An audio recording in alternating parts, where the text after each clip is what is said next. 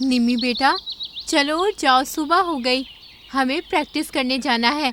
रोज practice करोगी तभी तुम अच्छे से उड़ना सीख पाओगी। नहीं मम्मी, आज मुझे बहुत नींद आ रही है और भूख भी लगी है। आप पहले कुछ खाने को दो, मैं फिर देखूंगी प्रैक्टिस। ओहो, मैं तो भूल ही गई। कल अनाज तो लाई ही नहीं थी, तो अब निम्मी को क्या खिलाऊं? दरवाजे पर दस्तक होती है। निम्मी ये देख, मैं तेरे लिए क्या लेकर आई हूँ। गाजर का हलवा, तुझे बहुत पसंद है ना? हाँ मौसी, बहुत ज़्यादा। अरे वाह मौसी, तुमने तो मेरी परेशानी ही हल कर दी। कैसी परेशानी? कल मैं अनाज लाना भूल गई थी और आज निम्मी को सुबह सुबह ही भूख लग गई, तो बस सोच रही थी कि उसे क्या दूं। इतने में लाडो वहां पे आई। अरे मीनू मौसी, तुम यहाँ क्या कर रही हो, वो भी सुबह सुबह? कुछ नहीं, तू यहाँ कैसे? भूल गई ना, कल हमने 7 अनाज लेने जाने का फैसला किया था, तो चलो अभी चलते हैं, फिर आकर खाना पकाना भी तो है। निम्मी बेटा, मैं बाहर जा रही हूँ, लेकिन तुम दरवाज़ा अच्छे से बंद कर लेना, और हाँ, बाहर नहीं जाना। ठीक है मम्मा, वैसे भी मैं तो गाजर का हलवा खा रही हूँ। तीनों अनाज लेने जाती हैं और जब वापस लौटती हैं तब आसमान में अचानक से काली परछाई उनके ऊपर से गुजर जाती है। वो क्या था? पता नहीं, पर कुछ तो था। अरे छोड़ो, कोई पक्षी होगा, मुझे खाना बनाना है। बल्लू जी आते ही होंगे। मैं तो चली, तुम भी जाओ। रानू अपने घर में घुसती है, पर वहां निम्मी नहीं थी। निम्मी, ओ निम्मी, कहाँ है बेटा? बाहर आ। निम्मी कहीं नहीं थी। रानू घबरा गई। मीनू मौसी, निम्मी घर पर नहीं है। मुझे तो समझ ही नहीं आ रहा कि वो कहाँ चली गई। अरे यहीं कहीं होगी, मिल जाएगी। चल साथ में ढूंढते हैं। इतने में कालू कौवा निम्मी को लेकर आता है। निम्मी, तुम कहाँ गई थी? मेरी तो जान ही निकल गई। और कालू भैया, आप इसके साथ कैसे? अरे मैं तो तुमसे ही मिलने आया था। जो कल छतरी रह गई थी ना, उसे लेने, पर तुम घर पर थी ही नहीं। निम्मी अकेली थी, तो मैंने सोचा उसे थोड़ा उड़ने की प्रैक्टिस करा दूं। शाम ढलते ढलते पूरा जंगल शांत हो चुका था और फिर देर रात। रानू, मौसी, लाडो, सब जल्दी बाहर आओ। काला पंजा वापस आ गया है, जल्दी बाहर आओ। काला पंजा? काला पंजा? पर वो तो कई महीनों से गायब था ना? हाँ था, लेकिन आज शाम को जब मैं तुम्हारे घर से अपने घर पर जा रहा था ना, तब मैंने उसे देखा। वो उस पेड़ पर बैठा हुआ था। अगर ऐसा है तो फिर से हमारे जंगल पर खतरा मंडरा रहा है। हमें सुरक्षित रहना होगा, खासकर लाडो और भूरी। तुम्हारे बच्चे अभी बहुत छोटे हैं। इसी बात का तो डर है मीनू मौसी। मेरी, मैना और पिंकू का ध्यान अब ज्यादा रखना पड़ेगा। अगली सुबह। सुनो जंगल वालों, मैं वापस आ गया हूँ और तुम सब तो मेरे बारे में अच्छे से जानते ही हो। अब फिर से इस जंगल पर मेरा राज होगा। काला पंजा डरावनी हंसी हंसते हुए कालू का दरवाजा तोड़ देता है। काला पंजा, रहम, काला पंजा, रहम, मुझे छोड़ दो। जरूर, लेकिन एक शर्त पर। मेरी सेवा कर, मैं तुझे कुछ नहीं कहूंगा। मैं समझ गया। मैं अभी जाता हूँ और कोई शिकार ढूंढकर आपके लिए ले आता हूँ। कालू ने शिकार लाकर काला पंजा को दे दिया, जिसने उसे बड़े चाव से खाया और फिर चला गया। और अगले दिन। कैसी हो मीनू मौसी? तुम यहाँ? मुझे बख्श दो, मैं अभी मरना नहीं चाहती। तुम जो बोलोगे मैं वो करने को तैयार हूँ, पर मुझे जाने दो। क्या मौसी, तुम्हें तो पता है कि मुझे क्या चाहिए। समझ गई। मीनू तुरंत घर से निकल जाती है, पर रास्ते में। कहाँ जा रही हो मौसी? मैंने अभी अभी काला पंजा को तुम्हारे घर जाते देखा। क्या वो वही है? हाँ रानू, पर तू बाहर मत निकल और निम्मी का ध्यान रख। मैं उसके लिए शिकार लेने जा रही हूँ। अगर नहीं लाई तो वो मुझे मार देगा। ऐसे ही काला पंजा हर रोज पक्षियों के घर जाता और उन्हें मारने की धमकी देकर उन्हीं से अपने लिए शिकार ढूंढवा लेता। पर एक दिन, क्या जिंदगी है मेरी, इसी तरह ये जंगल वाले मुझसे डरते रहें तो एक दिन मेरा जीवन और भी आसान हो जाएगा। सिर्फ डराओ और पेट भर के भोजन करो। इतने में उसकी नजर भूरी के बच्चों पर पड़ती है। आहा, कभी कभी तैयार माल से ज्यादा खुद पकाकर खाने में भी मजा आता है, खासकर जब भोजन इतना नरम और स्वादिष्ट हो। आज तो मैं इन्हीं बच्चों को अपना शिकार बनाऊंगा।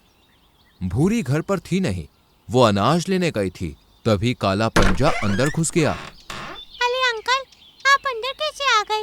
माँ तो दरवाजा बंद करके गई थी।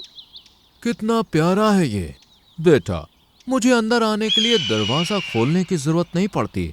बस एक लात मारता हूँ और दरवाजा खुद ब खुद खुल जाता है। पर आप यहाँ क्यों आए हैं? हाँ, तुम्हारी माँ ने बुलाया है। जल्दी चलो उनके पास, अनाज ज्यादा हो गया है ना, और वो चाहती हैं कि तुम उनकी मदद करो। अच्छा ठीक है, तो मैं चलती हूँ। अब इसे इत्मीनान से खाऊंगा मैं। काला पंजा मैना को लेकर अपने ठिकाने पे था। किस्मत से पिंकू घोंसले के पीछे खेल रहा था तो वो बच गया। इधर भूरी जब घर पहुंची तो उसके होश उड़ गए। मुझे तो लगता है मैना को काला पंजा ही ले गया। पूरा जी भी घर पर नहीं है।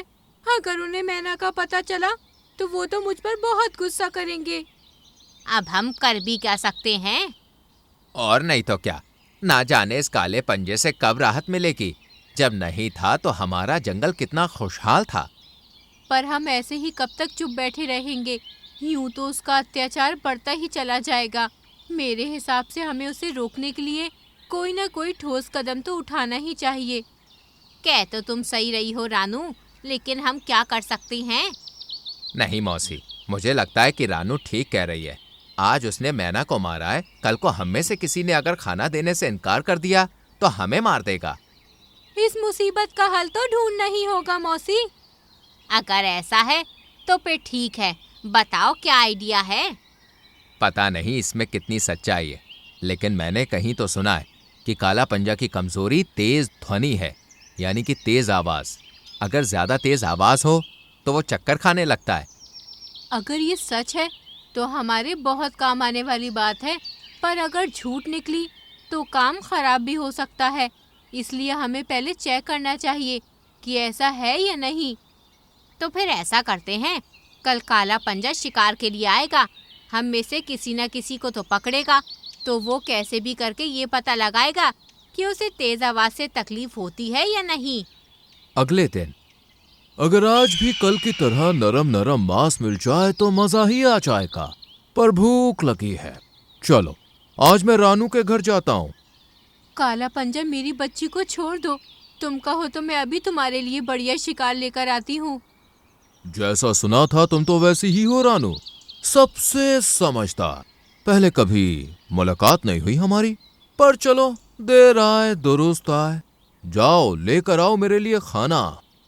तकलीफ हो रही थी, इसलिए वो थोड़ी दूर एक पेड़ पर जाकर बैठ गया और कुछ घंटों बाद अपने ठिकाने पर चला गया। सभी पक्षियों ने मीनू मौसी के घर बैठक की। कालू भैया की बात एकदम सच है मौसी। जैसे ही मैंने पतीला गिराया, पंजा एकदम बौखला गया और अधूरा खाना खाए ही चला गया। और तो और वो उड़ भी नहीं पा रहा था, कई घंटे पेड़ पर ही बैठा रहा। मतलब अब हमारे लिए उसे हराना आसान होगा। हाँ तो क्या करना है बताओ। रानू सबको एक सीक्रेट प्लान बताती है। और फिर अगले दिन, अरे काला पंजा महाराज, आप, मैंने तो आपको अपना महाराज मान लिया है। क्या शख्सियत है आपकी, देखते ही अच्छे अच्छों की हवा टाइट हो जाती है। काला पंजा जोश में आ गया। वैसे तो मैं भी पहले आपसे डरती थी। मतलब अब नहीं डरती हो तुम? नहीं, मतलब डरती हूँ, अभी भी डरती हूँ, लेकिन अब मैं आपकी गुलाम बनना चाहती हूँ। इस सेवक को सेवक का मौका दीजिए महाराज। काला पंजा मुस्कुरा कर बोला, तुम जैसे सेवक मिलते भी कहाँ हैं। जाओ, हमने दिया तुम्हें मौका। अब अगर तुमने हमें खुश किया तो इस जंगल में हम दोनों मिलकर राज करेंगे। हाँ, अगर ऐसा है तो चलिए महाराज, आपके लिए एक उपहार है। काला पंजा सीना चौड़ाए उसके साथ चल दिया और खाई वाले इलाके में पहुंचा, जहां उसके पहुंचते ही सभी पक्षियों ने जोर जोर से ढोलक, ताशे, मंजीरा और ड्रम बजाने शुरू कर दिए और कालू कौआ अपनी बेसुरी आवाज में गाने लगा। का का का मैं हूँ काला कौआ, ऊपर बादल नीचे जमीन, मेरी आवाज सुन के भागे सारे डॉल्फिन। डॉल्फिन नहीं रे, डॉल्फिन। ओहो हाँ हाँ। कालू ने फिर से गाना शुरू किया। इतनी तेज आवाज में इंस्ट्रूमेंट बज रहे थे कि काला पंजा अपना होश खो बैठा और वो जमीन पर गिर गया। बस करो, मुझसे और बर्दाश्त नहीं हो रहा है। क्यों? जब हमें डरा रहे थे तब बर्दाश्त हो रहा था ना, तो फिर अब भी करो। काला पंजा के कदम लड़खड़ाने लगे और वो खाई में गिरकर मारा गया। इसके साथ ही म्यूजिक शांत हो गया और सभी ने राहत की सांस ली। इस तरह सभी ने एकजुट होकर काला पंजा का सामना किया और उसे मार गिराया। तो दोस्तों, कैसी लगी आपको ये कहानी? पसंद आई हो तो लाइक और शेयर करके चैनल को सब्सक्राइब करें और बेल आइकॉन प्रेस करें।